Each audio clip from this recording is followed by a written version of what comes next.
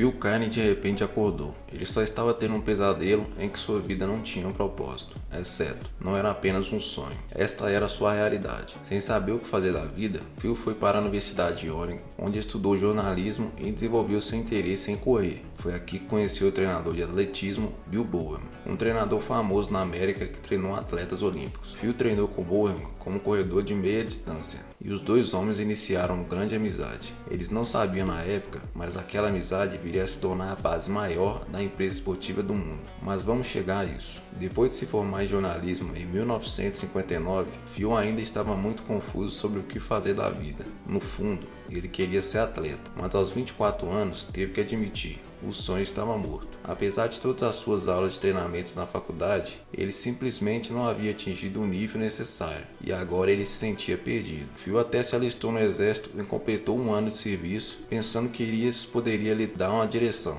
E isso não aconteceu. Ele ficou frustrado e com raiva. Então, depois do exército, Phil se matriculou na escola de graduação de negócios na Universidade de Stanford, onde foi aqui em Stanford que ele finalmente encontrou sua vocação. Enquanto trabalhava em uma tarefa para inventar um novo negócio, Phil teve uma ideia que mudaria sua vida para sempre. Em um pedaço de papel, ele escreveu: os calçados esportivos japoneses podem comparar aos calçados esportivos alemães? O que as câmeras japonesas fizeram com as câmeras alemãs? Veja bem, Phil notou como duas empresas de câmeras japonesas, a Nikon e a Canon, substituíram as câmeras alemãs no mercado, que costumavam ser as dominantes. E ele se perguntou se a mesma coisa poderia acontecer com os tênis de corrida. Agora, na época, duas empresas alemãs, Adidas e Puma, eram as principais marcas de tênis de corridas na América e tinham um forte domínio no mercado. Mas Phil tinha ouvido falar que os japoneses estavam experimentando alguns novos designs de sapatos e também sabia que seria mais barato produzir sapatos no Japão.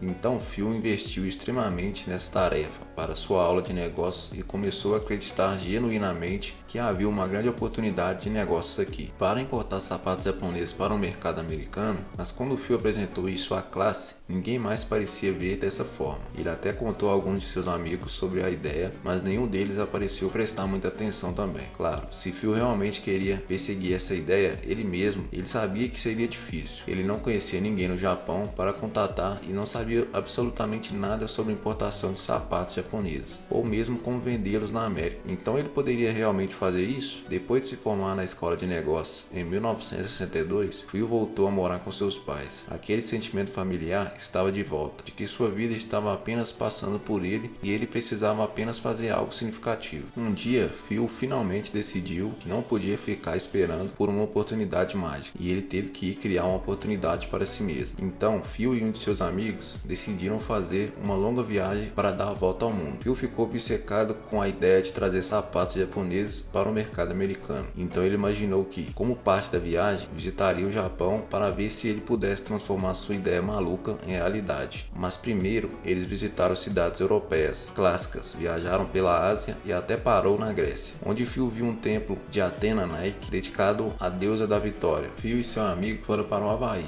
e foi aí que as coisas mudaram. Phil e seu amigo surfaram, relaxaram na praia e gostaram tanto do lugar que acabaram conseguindo empregos em Honolulu, vendendo enciclopédias de porta em porta, simplesmente para poderem se manter. Neste paraíso havaiano, um pouco mais, no entanto, Phil era muito tímido e não saía bem no trabalho de vendas, e por fim decidiu que já havia relaxado o suficiente e que era hora de ir embora. Seu amigo conheceu uma garota e ficou para trás. Então Phil se despediu e continuou sua viagem sozinho, e Phil já sabia exatamente onde queria chegar. Era hora de levar a sério seu sonho, era hora de ir para o Japão. Em 1962, na cidade de Kobe, Phil encontrou um tênis de corrida em particular que chamou sua atenção. A marca chamava-se Tiger e os sapatos eram fabricados por empresas conhecidas como Onitsuka. Ele não apenas gostou do design, mas os sapatos atenderam aos dois principais critérios de que Phil precisava. Eram claramente sapatos de alta qualidade e, no entanto, eram relativamente baratos. Phil gostou tanto do sapato que ligou para os donos da marca e conseguiu marcar um encontro. Sentindo-se ao mesmo tempo nervoso e animado, Phil vestiu um terno e foi ao encontro do fabricante do calçado japonês que tanto gostava. Antes de ir, ele comprou uma cópia de Como como fazer negócio com os japoneses e memorizou o máximo de informações que pôde. Apesar de Phil não ter nenhuma experiência no negócio, ele se apresentou na reunião como um distribuidor de calçados americano que ajudaria a comercializar seus sapatos na América. Acontece que a Onitsuka já estava procurando uma maneira de vender seus sapatos na América, então eles ficaram realmente muito animados quando Phil veio até eles com a mesma ideia. Talvez seja por isso que eles estavam dispostos a ignorar o fato de que Phil parecia recém-saído da universidade, o que ele literalmente era,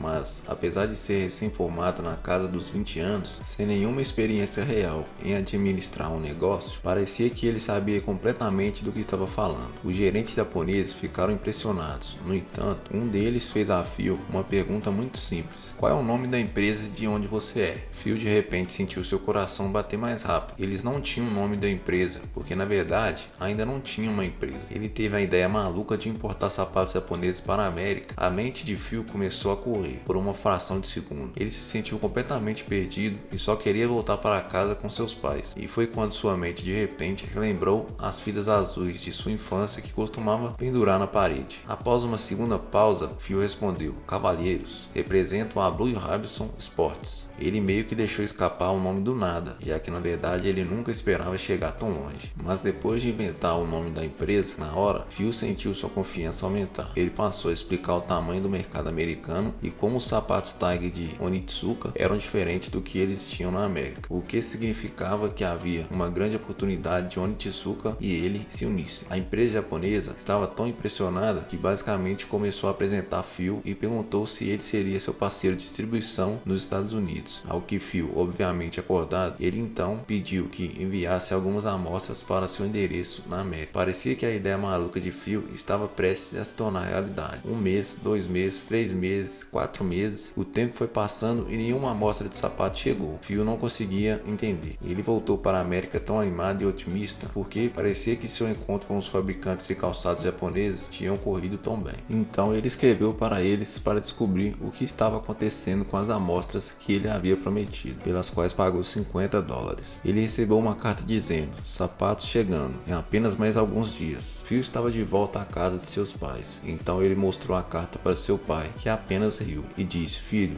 aqueles $50 já se foram. Phil tinha realmente sido enganado? Deprimido, conseguiu um emprego para tentar fazer algum dinheiro. Acabou trabalhando como contador, mas não gostou muito, e então de repente, uma manhã, 12 pares de sapatos de amostras do Japão chegaram à sua porta. Eles finalmente chegaram e valeu a pena esperar. Ele era exatamente como ele esperava. Phil ficou tão empolgado que foi ver seu velho treinador Bill Bowerman para mostrar a ele os novos sapatos e viu o que ele achava. Bowerman era muito respeitado no mundo da corrida e sempre foi obcecado por melhoria de calçados de atleta. Na verdade, quando Phil estava na universidade com ele, ele notava Bowerman pegando os sapatos dos alunos, cortando-os e fazendo os ajustes. Por exemplo, adicionar mais almofada ou usar materiais mais leves e depois costurá-los novamente. Às vezes, seus experimentos apenas deixavam seus pés doloridos, mas muitas vezes Bowerman melhorou os sapatos e os tornou melhores ou mais confortáveis para correr. Uma coisa era certa, Bowerman realmente sabia o que fazia quando se tratava de tênis de corrida, e é por isso que Phil estava tão ansioso para ouvir sua opinião sobre seus novos tênis de corridas japoneses. Surpreendentemente, Bowerman gostou dos sapatos de amostra, tanto que se ofereceu para ser sócio de Phil. E Bowerman era basicamente o parceiro perfeito para se ter. Ele passou a vida nos treinamentos de atleta. Foi um dos treinadores de atletismo mais experientes, com inúmeros recordes, e era obcecado pela construção de tênis de corrida. Então Phil e Bowerman concordaram em ser cofundadores da nova empresa Blue Hibson Sports, como ambos investindo $500 cada em sua nova empresa. E todo este dinheiro era usado para encomendar 300 pares de sapatos do Japão, a um preço de cerca de $3,73 o par. Phil também escreveu uma carta para Onitsuka, perguntando se a Blue Hibson poderia ser a distribuidora exclusiva desses sapatos Tiger no oeste dos Estados Unidos. Eles concordaram e, pouco depois, em abril de 1964, um carregamento de 300 tênis Tiger chegou do Japão. Phil agora tinha um fornecedor de sapatos, um parceiro de negócios e centenas de sapatos para vender. Só havia um problema. O que Phil não tinha era onde vender os sapatos. Ele foi a todas as lojas de artigos esportivos locais para ver se eles estocariam os sapatos, e eles não levaram Phil a sério e disseram que não precisava de outros sapatos de corrida. Então Phil percebeu que ele mesmo teria que vender os sapatos. Phil tinha 300 pares de sapatos para vender, então começou a frequentar competições e clubes de corridas. Então começou a vender os sapatos no porta-malas do carro. Ele mostrava com entusiasmo os tênis para corredores, treinadores e torcedores na pista de corrida. Seu compromisso e motivação, juntamente com a conexão de Bowman, os levaram a vender todos os 300 pares em apenas 3 meses. Foi interessante porque, no passado, quando Phil tentou vendas, ele falhou terrivelmente, mas isso era quando vendia enciclopédias importa.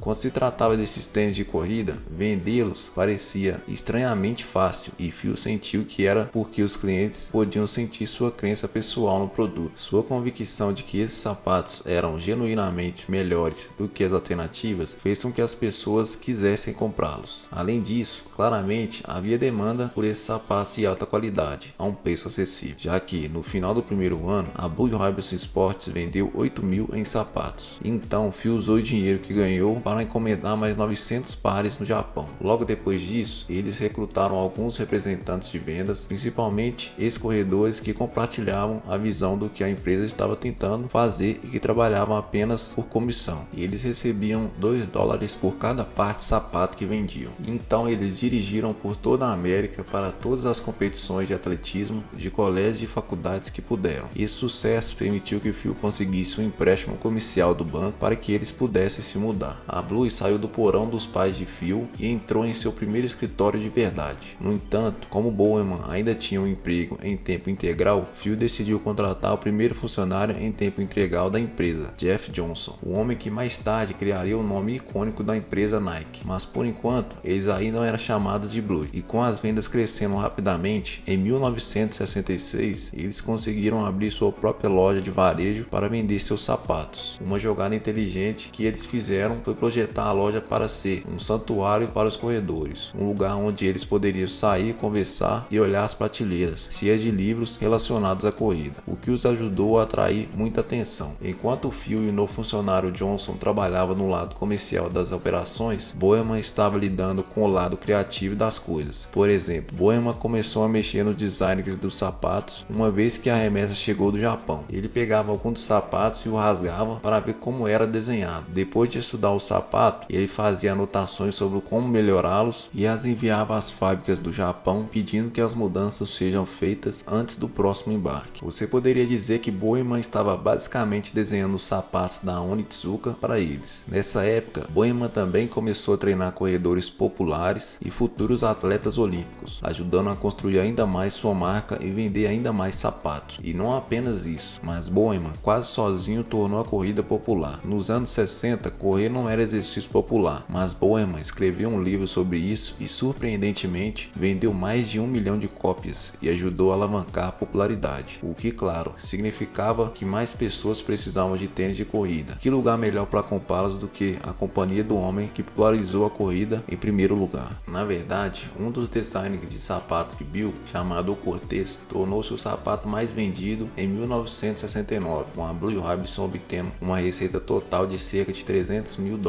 Então, os negócios estavam crescendo e tudo parecia estar indo muito bom entre as empresas de Phil. Blue Hibison Sports e Onitsuka no Japão, juntos, eles criaram uma parceria que trouxe sucesso para ambas as partes. Mas o que Phil não sabia é que Onitsuka estava planejando arruinar de vez o negócio. Essa foi a parte 1. Deixe seu like e se inscreva no canal para me motivar a trazer a parte 2 dessa história. Até breve.